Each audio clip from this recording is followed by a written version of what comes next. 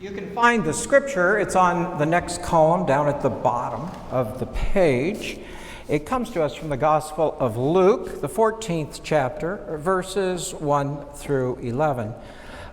Guillermo will read that in a moment, and before that I'll give a bit of an introduction so you have a little knowledge of the background, but wanted to share just a few observations from our trip to the Passion Play to Oberammergau the last couple of weeks. Our guide, one of our guides, was Polish from Warsaw. So the one we spent the most time with, and of course then in conversations she could share the refugee situation that is taking place in Europe and how Poland has really stepped up to help those people and to take those people in at no small sacrifice to them. It's just like the same in Germany. You know, the German people are paying over $8 a gallon for gas. But of course, unlike Americans, they walk a lot, almost everywhere, and of course, they bicycle a lot. So, you know, they're able, at least during good weather, to continue to do that and just expand it. And the other thing I always appreciate when I go back to Europe, they have a greater sensitivity of the environment, I think, as the most part. The notion of trying to be green and remain green.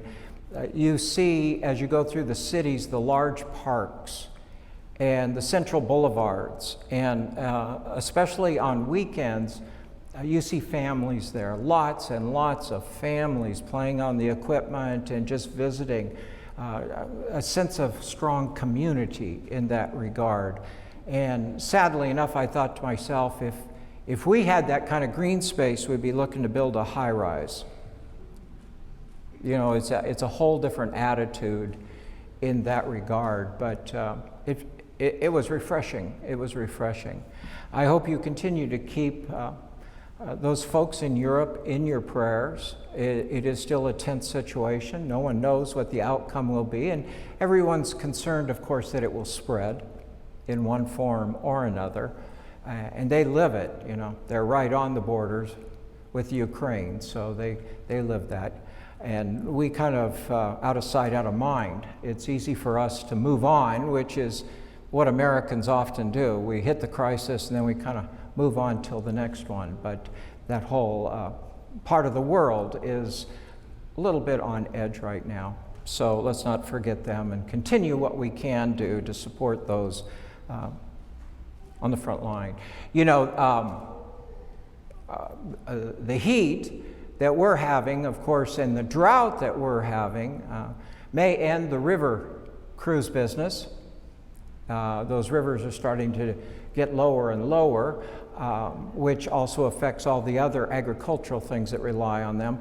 A German U-boat surfaced in one of the rivers. It was so low that no one was there. And of course, my brother back in western Nebraska also sent me a note of how the rivers in the Midwest are drying up, and it affects everything from coal mining in Wyoming to the crops that they grow that feed all of us. So it's time to tighten our belts, I guess, and be the kind of people I know we can be. Luke, let's go to Luke, chapter 14, and it's 1 through 11. Luke is one of the Gospels. You know, Luke and Matthew written probably about 50 years after the actual event. And so we know that these things were passed on verbally because there wasn't someone right on the spot to record it and to write it down. And again, being in Oberammergau and watching that presentation of Jesus last week, it's clear how, you know, we move from conversation to conversation to conversation, and things just kind of flow. And that's the way it probably originally transpired. Even when you hear this scripture, you'll feel kind of a jerk right in the middle where it seems like, oh, you know, you shifted gears there. And maybe it was the same conversation. Maybe it was the next one that just kind of flowed into it. It centers on celebrating gatherings of celebrations, weddings, and so forth. But behind the text, what I think is worth focusing on is community, a sense of community that is inclusive. That is inclusive. The ancient world was very status conscious. If you were a part of the 1%, then everybody would know it. You know, here you could do it by where you live, or maybe the cars you drove or didn't drive. There you could tell simply by the clothing people wore.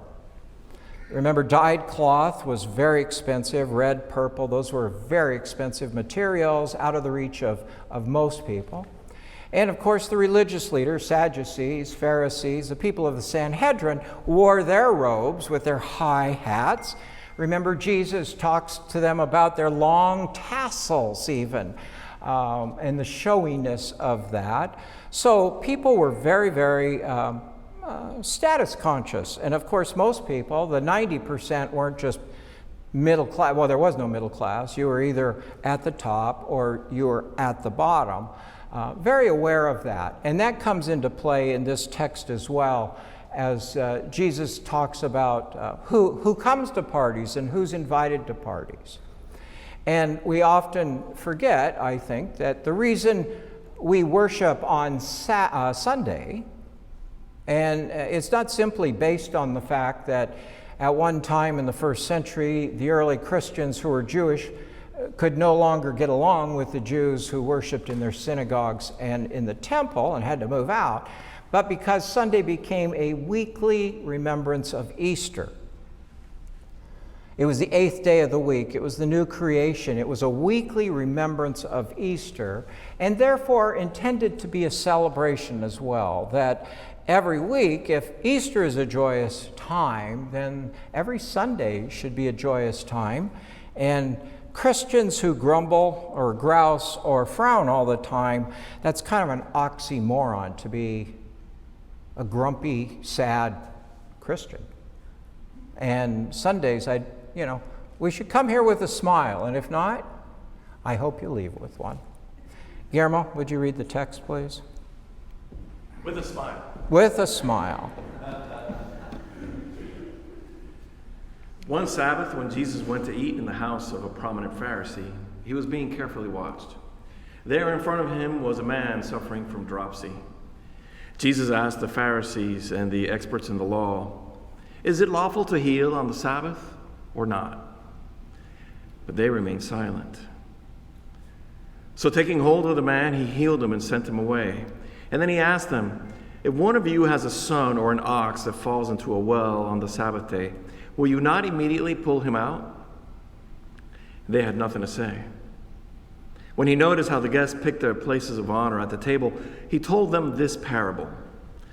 "When someone invites you to a wedding feast, do not take the place of honor, for a person more distinguished than you may have been invited. If so, the host who invited both of you will come and say to you, 'Give this man your seat.'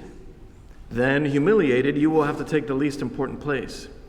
But when you are invited, take the lowest place, so that when your host comes, he will say to you, 'Friend, move up to a better place.' And then you will be honored in the presence of all your fellow guests. For everyone who exalts himself will be humbled, and he who humbles himself will be exalted." Here ends this reading, and we ask for God's blessings upon it.